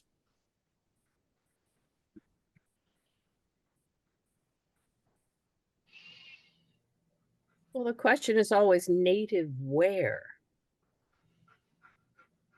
New Yes, England native, Massachusetts. that question is going to get more East Coast complicated over native. time. Exactly. And So native is this changing. is just recognize you're kicking a big can down the road, and leaving native net for now might be the way to go. Okay.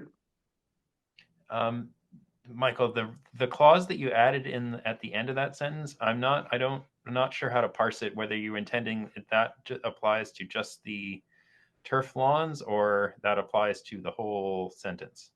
Okay, I just mechanically put in what I had from a meeting notes. I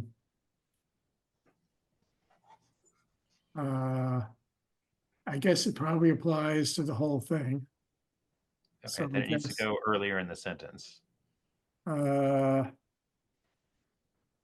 Whoops. Yeah.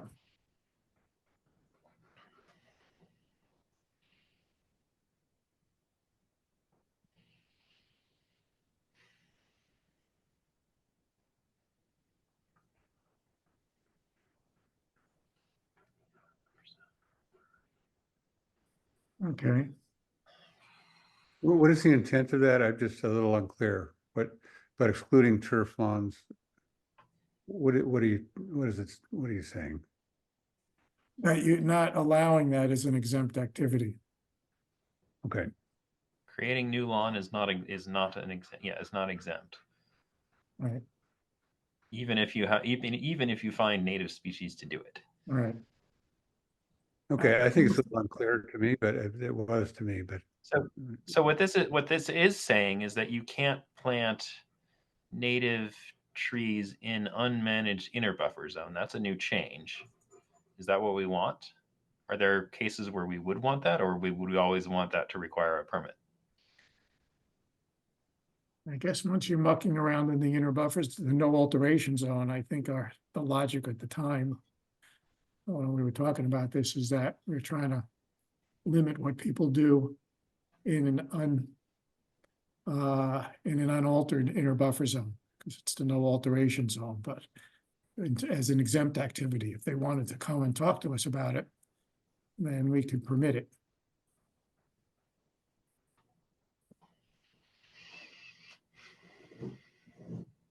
Being more guarded about the no alteration or inner buffer.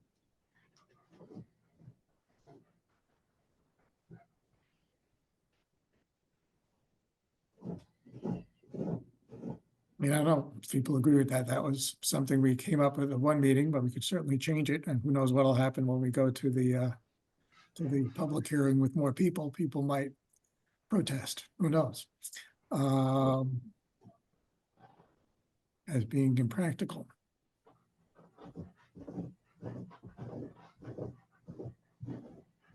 We can either think about it, or do we want to talk about it more now?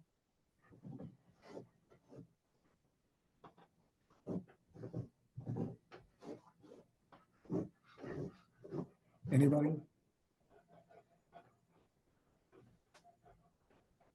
It's also creating a new situation where people would have to figure out, where are they? Are they in an outer buffer zone or inner buffer zone? But I don't think I feel strongly about that.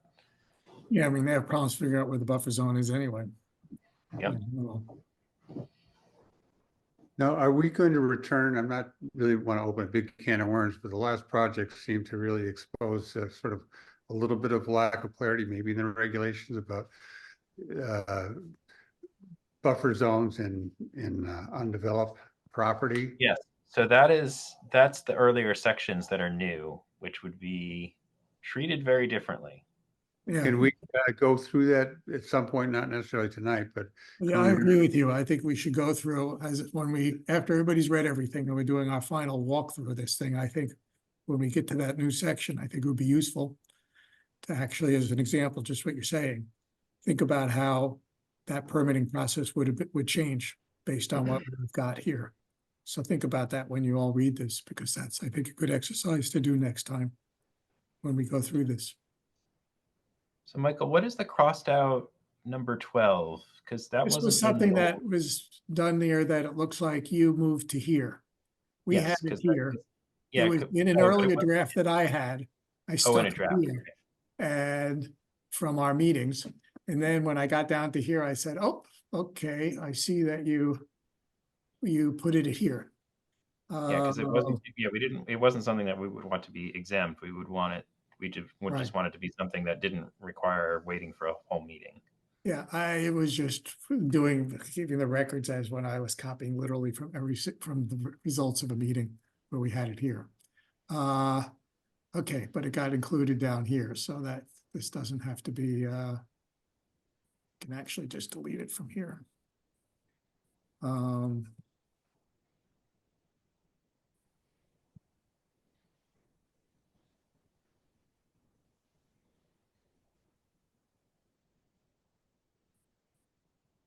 Oh, you screwy word. I'll figure it out later.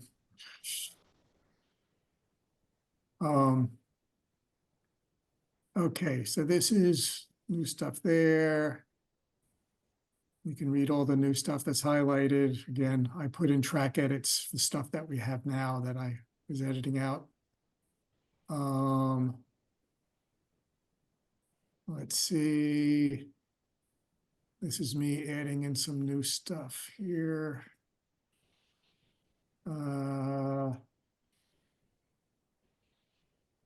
You can see here, I just put a thing here to do it because one point we wanted to have trees located. Do we want to have, when they're doing their proposed conditions and delineate where vegetation will be altered? I can't remember.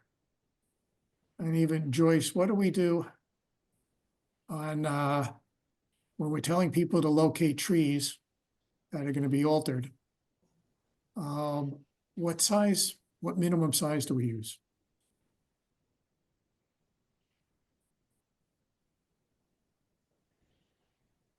Or what do we want to use? So we haven't, we've actually asked them to locate all the trees, but, What's a tree then? well, usually it's, 4 inches or 6 inches and above. You just pick one. If you do 4, you get a lot of, you can get a lot of saplings. But 6 is usually, I don't know. I just think you have to decide which you like best. Okay. This is in the proposed conditions, or this is in the. I'm not sure. Yes, the proposed conditions, they have to show what trees will be removed. Because that's not the way it's phrased here. Okay, well, maybe we got it. The I'm way gonna it's go phrased up here to sounds here. like you're asking for all trees. Location of trees, right? This is the existing conditions. Uh-huh. I'm trying to think if we have trees here. Question is do we make them mark every tree or only the trees that they're that they're removing? So, for example, Dover has a tree bylaw that says you can't remove more than 50% of the total basal area within any 100-foot square.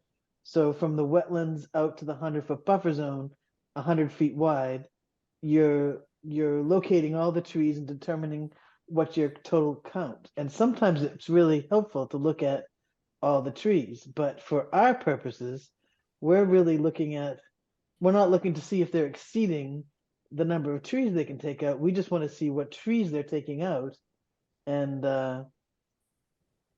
whether or not they're going to mitigate for it. Any trees? So telling them in the existing conditions to locate every tree seems at this point excessive. Any trees?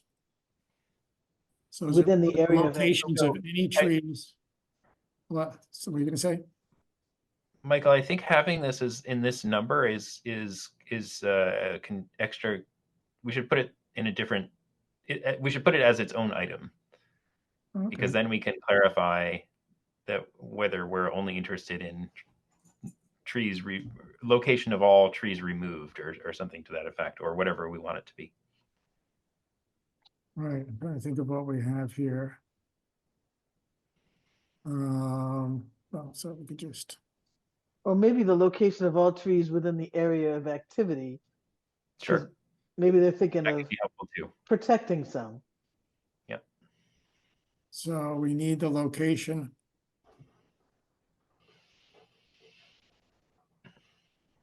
Location, so we're saying a location of all. Location of all trees within the limit of work, and all trees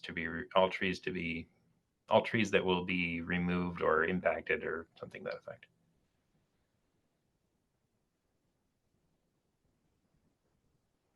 You need to define how small a sapling it is before it's not a tree. That's where that's that green part here, within the limit of work. I guess in our jurisdiction. Under jurisdiction, what are we using? I just want to limit it to, Elsewhere, we've just said in buffer zones, but not sure that's right. complete enough.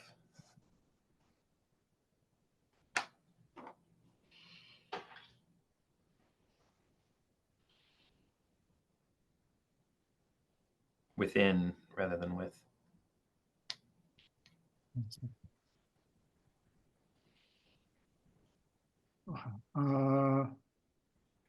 Say again.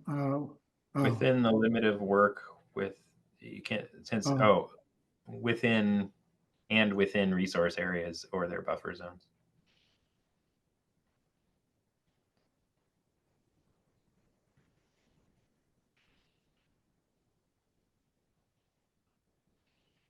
Now the question is, all trees, whether this is where we're saying, where this is where we're doing the greater than. We're going to keep it at 4-inch, I think.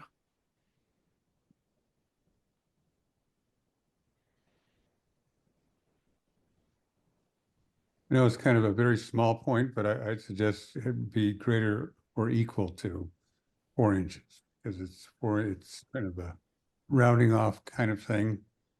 And if we want, Well, I actually was thinking that I'd let him get away without the 4-inch, but I don't care what greater than. I don't care that much, but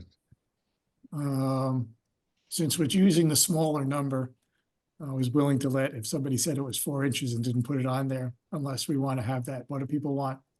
4 inches Oh, of, let me just bring up one other point.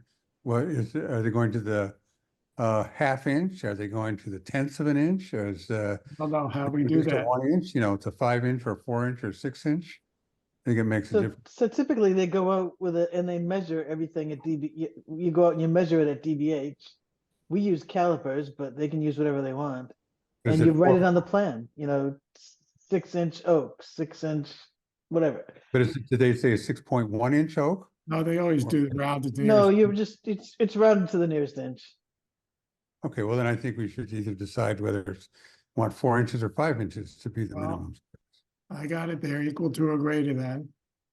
With the Well, I more- I'm just asking other people. I don't have a strong opinion about it, but I think it's just the, 4 inches seems kind of, I don't know, that's still a sapling in many cases. It depends on the type, but Yeah, I guess I'd like to see it. But I don't have a strong opinion about it. I just think we should be clear about what it is that we're hoping. I'd give them the 4 inches. hey, So you can I go to agree. 5 inch and go to 5 inch. no, I thought, did Matt say you're okay with 4? Oh, I mean, leaving 4. Yeah. No, I'd give them the 4 inches. Let them, give them the 4, make them report to 5. Okay, so you're saying greater than 4 inches?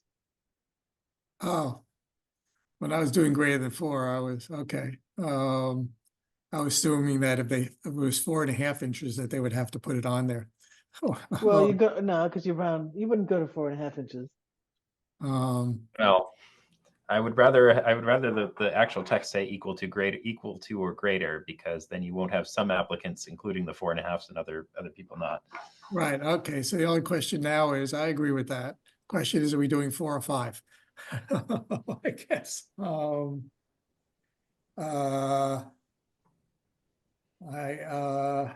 if they're cutting it down, I guess I'd like to know. I'd stay with the 4. We could see how it goes.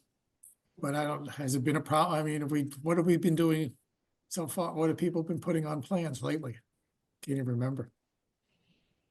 I don't know. I think you don't always ask for them. Right. Oh, actually, we have to, I have to, location of all trees, within the zone that will be cut, removed. No, you want them all, whether they're cutting them at all, don't you? I don't know, I'm willing to just make them do the ones they're gonna cut. How are they going to know that when they design the system, whether they're going to keep them or not, if they don't go and locate them all? Well, they just locate the ones they want to cut. I'm willing to give it I'm willing to relax the burden of marking every one of them and just marking the ones they cut. And when you do a site visit, you could see whether that's a lot of density or not. But I don't know. Well, can I just bring up a case that could complicate that or make it?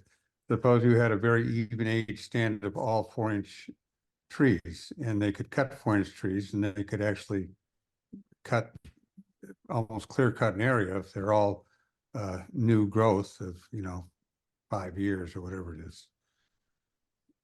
Yes, but we would probably see that if they were in a site visit. I have a feeling if they're just removing a lot of shrubs is something we care about anyway. So that if this is just what we want to see on a plan, when we do a site visit, if I went out there and there were no trees, but they were going to clear cut all the shrubs, that would be an issue. We're just not asking for them to identify that on a plan, all the shrubs, but we would still care about that. So that's why I'm not concerned about that. I have to mark every single thing. I just want to know what they're going to alter. And then a site. So I don't want to burden this conversation, but if you don't locate, if you have a limit of, they're going to have a limit of work. It's not the whole property, it's just the limit of work. And if you don't locate all the trees within your limit of work, how do you know to say to them, okay, this tree is really close to whatever you're doing. It's going to be damaged by grading, or this tree is in the path of a machine. You're going to have to protect it. How do you know these things if you don't have them locate the trees within the limit of work? And that would limit, I mean, it just by saying, you're not asking for the whole property, just what's within the limit of work. Yes, this is exactly along the lines of what I was going to say. And how are you going to know if later on if trees disappeared or didn't disappear? Like it needs to reflect. Okay, then are we fine with the wording as is? I might propose, if I understand your intention here, there's a whole sequence of and. Am I right to say, location of all trees, given the size, within the limit of work in the resource areas or in the buffer zone, comma, whether those trees are dead or alive, comma, whether snags will be left or removed. Do you know what I mean? Rather than Oh, and. I'd So actually rather have it be separate sentences. Okay. Yeah, I just would like to break it up instead of running on with ands. so And you, so now, just to add to that again, showing diameter and species. all right. Oh yeah, because size is a little indeterminate. If you mean diameter or do you mean height for size? Diameter, dBH, and species.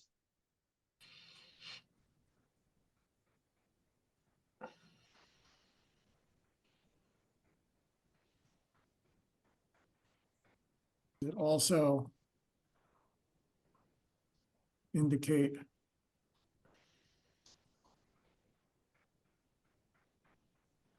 Whether each is dead or alive? I'm not sure what your intention is here. yeah, Yes. each, yes.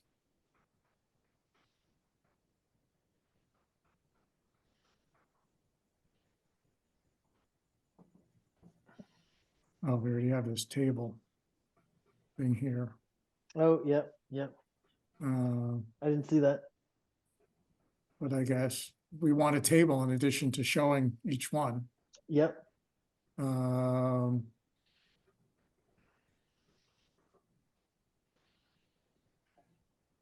do we want to add that right at the end here? Hi. Summarizing.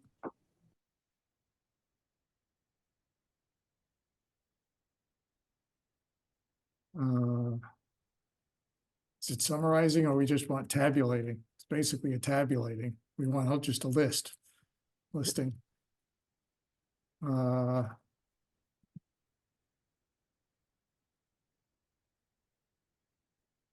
I would love a replacement for the word size. It's just so indeterminate.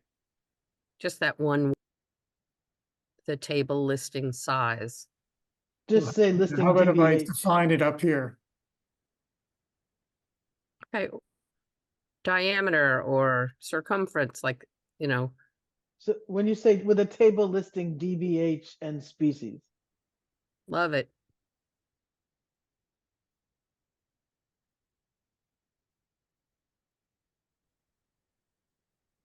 Is dBH defined somewhere? It's defined in the tree policy. I don't think it's defined in the regulations.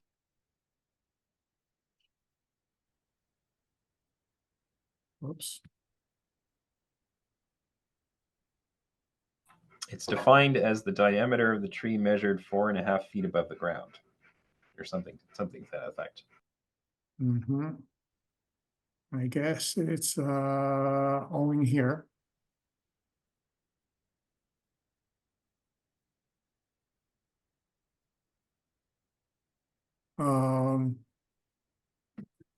Yes, Why it- not just put in that description and then you don't have to search for what the heck a DBH is? No, I was just trying to see if we had any other places where it is there.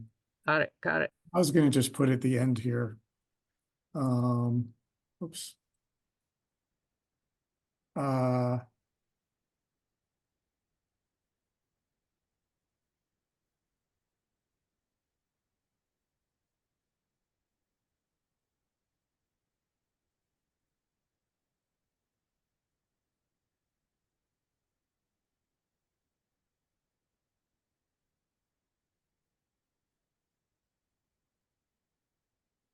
Is that what it was? 4.5 feet?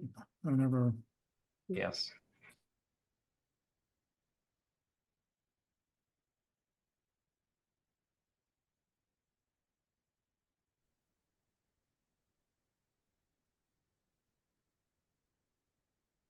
yes. Alleviates.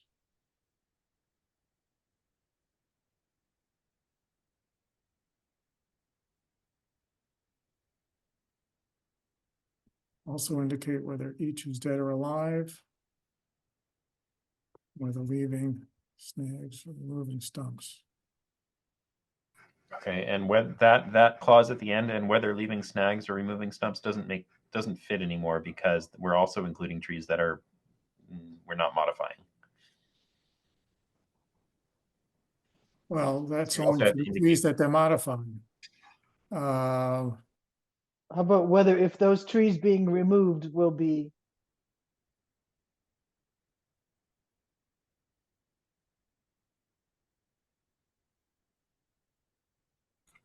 You need it.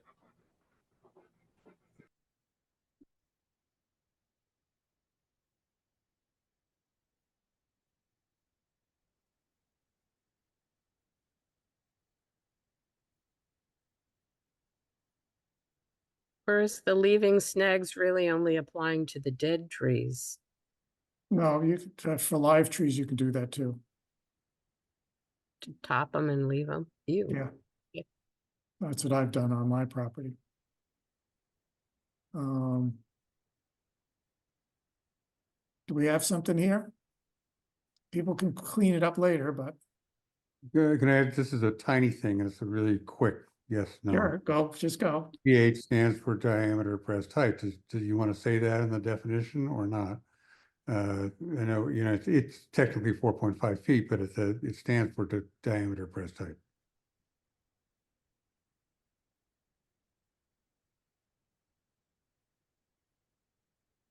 And spell.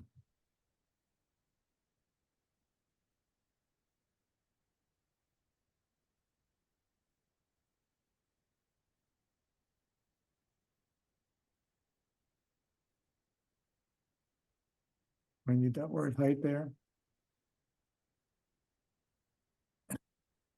Okay. You guys can clean up anything else. Let's see, I'm trying to find other, always fun about all the wordsmithing. Let's see. Oh, this is nothing that's straightforward. I'll have to clean up that fee thing. Public notice, I guess maybe. Joyce, you can chime in later. It's not look at this thing of whether I had some notes whether we should be adding green cards under this notice. But I don't feel like dealing with that now, just something to go look at. And whether I just don't want to lose it. It's just a comment that I had in my notes from a meeting. Continuances, these are all just changes everybody could look at. The ANRAD, all that stuff there. Okay. I'm going to go back to one more issue to talk about tonight before I'm through.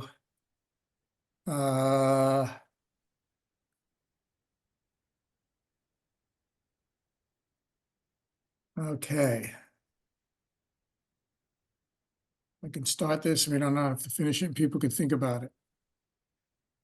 I added a new section here on chemical use. I don't know how I could change it. I didn't even get the wording in here. Due to, I'll have to figure out hazardous something or other. Here is, I put in a coal tar based pavement sealants prohibition. Here, this is a little bit based on some wording in a stormwater management, in the stormwater bylaw in Sudbury. So I've stuck that in here. You guys can look at it. There's in the folder on the regulations is some of the.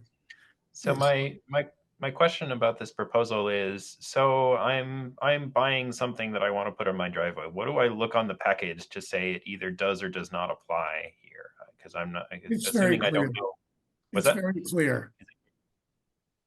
Coal tar packages, I think it's a very clear ingredient on a sealant.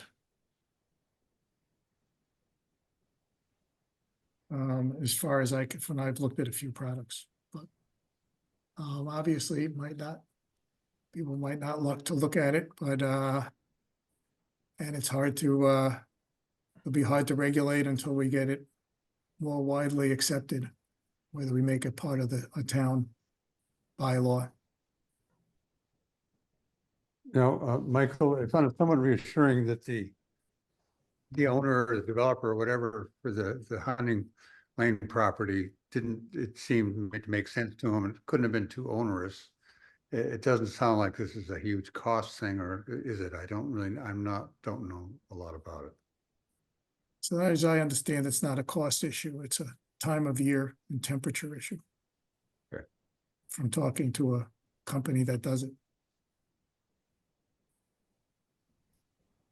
You guys can think about it there. The issue here is we always do something with, I guess, we always say no pesticide use in the buffer zone. Do we actually want to add that to the regs?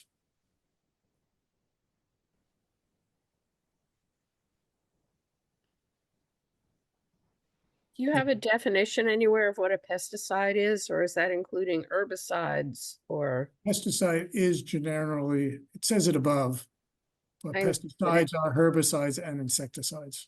That's the recognized whatever, but it also in that green highlighted area under alter definition, Okay, it shows that. thanks. This is not mentioned somewhere else? What's that? This is not, pesticide use is not mentioned in some other place? Nope. Other than it's an example of an alteration. Yikes. Could we include it? Could we provide, or maybe in the definition section, provide some examples of what we do and do not intend to include under this? Look, it does get tricky. Do you want to, that whole thing of, is there such thing as an organic pesticide that we would allow? Just because it's organic doesn't mean it's not toxic or hazardous. I've actually stopped worrying about that distinction. Just because it's, I mean, right, obviously, there are some pesticides that are considered, I guess we could say what's allowable under organic farming, for example. Like for apples, they can do, they get away with organic farming for apples is basically using a lot of copper-based, I think, antifungal kind of stuff. But copper isn't so wonderful to put in a wetland resource anyway. So it gets kind of complicated. And I think we've generally just said no pesticide in our orders. Is that your sense choice?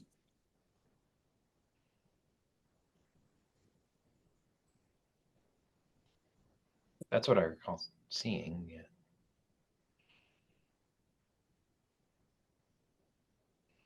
In undeveloped and undisturbed buffer zones, I'm in favor of something, addressing it somewhere. All right, we could have it here. Or say, I mean, I'm thinking about folks who have a huge area of an undisturbed buffer zone that's full of bittersweet, or something else where maybe no pesticide use without a special permit or something. Because there might be times when it's needed. Not sprayed widely, but painted on, that sort of a. I think this is Isn't there going to be a isn't really big discussion. Isn't there something in the state regs that says pesticides uses are permitted under in some of the Oh, yeah, we're more the stringent than them. utility corridors under conditions that I don't remember? Isn't there there's something like that is in there? That they can use certain uses of pesticide. You're talking, I didn't hear what you said, like for utilities or? I thought the utility companies had could do Oh, yeah, they could do. do things that didn't apply elsewhere. Right, they do have something like that. We can qualify this. Is generally not permitted. We could just put generally just to give people guidance. It's assuming we're allowing it in the altered buffer zone. We've generally, even when they alter the buffer zone, actually, I don't like this wording, because when people do alterations of the buffer zone, we've then prohibited, when they've altered it, we've allowed them to alter buffer zone, and then we require them not to do pesticides. So this is not well worded.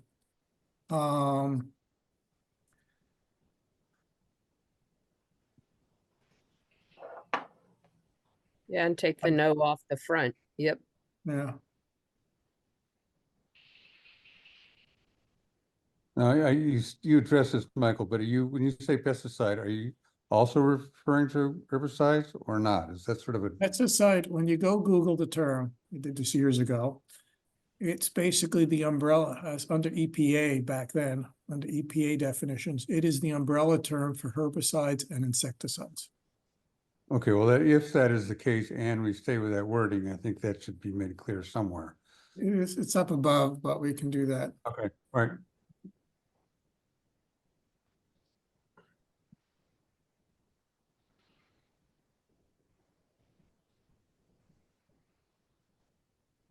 I think that's ever so much clearer, especially for, kind of the general homeowner who they may think, oh, so long as I'm not killing bugs, I can spray whatever I want to.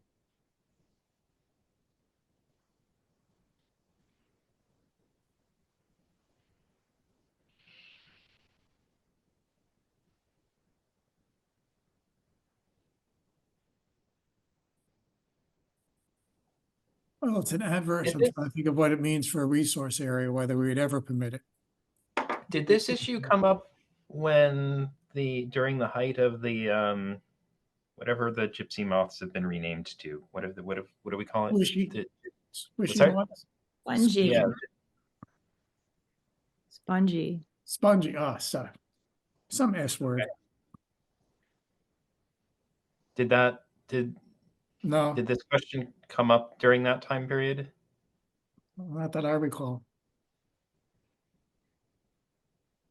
Or woolly adelgids, or Yeah, or the hemlocks. That's still ongoing, right? Oh yeah. Yeah.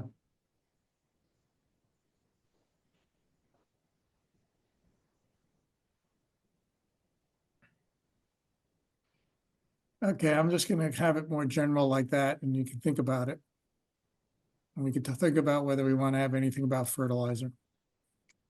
Because I think there's enough for me tonight. I'm gonna just clean this up a little and get it out to everybody, and you guys can reflect, and we can just go through and rehash this at our next meeting. And which, Joyce, what do we have in our next meeting besides the ANRAD? Nothing. So we want to move this to 7:45 at that next meeting, Yes. and we just, well, I assume we'll still have some more minutes, so we could do that before this, after the ANRAD's over. Unless somebody wants to go through more tonight. Nope. Proposing that we continue this. I'll take that sigh as an affirmative. We got a lot done, Yeah, but we okay, should quit while we're ahead. okay, while we have our heads. But, Exactly. okay, I move that we continue this hearing until 7:45 on February 1st. Second. Any further discussion? Roll call vote, Michael, I, Terry, Yeah, aye. Jacob, Aye. Steve, Aye. Matt, Aye. Kurt, Aye. Courtney. Aye. Okay. I will get this document out to you with just a few little things to everybody and as a separate doc, so you can all play around with it.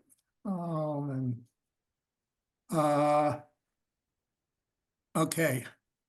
I don't think there's anything else on our agenda. Move to adjourn. Second. Any further discussion? Anybody have any issues? Okay. Roll call vote. Michael, I. Jacob, Aye. Terry, Aye. Steve, Aye. Kurt, Aye. Matt, All right. Courtney, Aye. adjourned at 9:30.